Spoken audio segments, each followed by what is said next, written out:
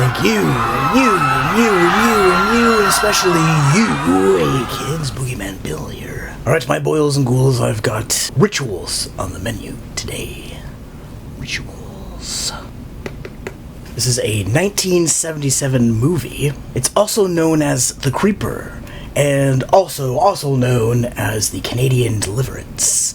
And if you see this movie, you will see why. So let's go ahead and read the back, shall we? Hal Holbrook leads a group of 5 doctors who decide to hike deep into a remote area of the northern woods for a rugged back-to-nature vacation. Once they reach their chosen terrain, they are on their own with only their wits as a means for survival. Within a short time, a chain of horrifying events begins, leading the men one by one to find themselves stalked like animals by an unknown terror. The vacation turns into a nightmare as the men turn suddenly desperate, clinging tenuously to the last vestiges of civilized behavior. A shocking thriller. Sounds good. And guess what?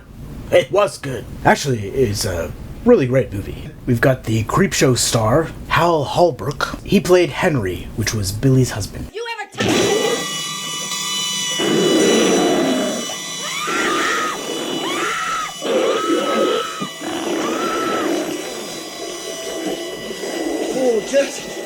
Just tell it to call you Billy.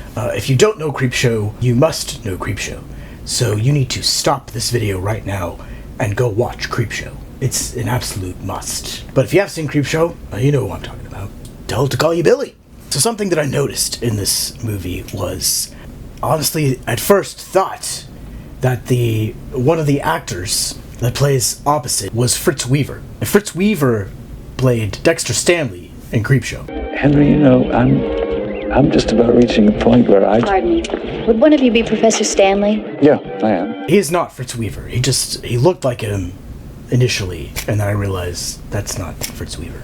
But if you watch this movie, tell me, did you also see the resemblance? Am I crazy? Am I just seeing things? I don't know. Maybe I still had Creepshow playing in the back of my head, which I typically do. It's just running on a projection screen in the back of my head 24/7.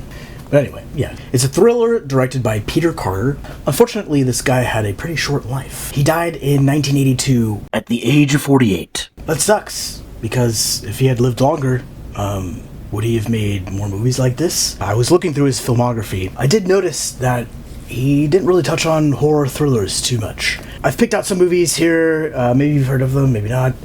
Klondike Fever, High Point, High Ballin'. Those movies are more action-packed, more drama, adventure type thing. Not really Horror. And I kind of wish that we would have seen more Horror movies. from him, because this movie is really good. I mean, he's really good at capturing a very creepy, eerie feeling, and one that sticks with you throughout the whole movie.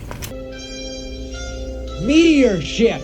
The movie was filmed in North Ontario, where a portion of the forest years earlier was scorched by a wildfire. So it really gave a creepy backdrop. You'll see the forest is, it looks sad, it looks depressing, it looks creepy. Are you hitting my apples on what they ought to be? It's not something that you'd want to be just investigating at night if you were easily spooked. You've got ghosts of the dead trees, and also very sad atmosphere for, the loss of a lot of wildlife. Fires are very devastating. Sadness just hanging on there. It was also filmed in continuity, which is pretty rare, but it really amplified the actors' gradual unraveling. You can see the distress in everyone and just how frustrated and annoying they were getting with each other, and having to deal with the settings, the surroundings, the environment, and the outdoors. It's very demanding. It's very tough. Unless you have all the right equipment and resources, you could die. It's a little difficult to dive too deeply into this movie, just because since the environment is located in one area, and what's happening is they're getting stalked. So a good portion of the movie is a POV from the stalker. So this is a movie that I would definitely have to bring up some spoilers, and I'd be spoiling quite a bit. Since it is just a group of men together in a forest, it really does matter. A lot of the scenes, a lot of the situations that happen are pretty much crucial parts of the movie. They're the meaty titties of the movie. So if I start talking about them, I'm giving away a lot of the movie.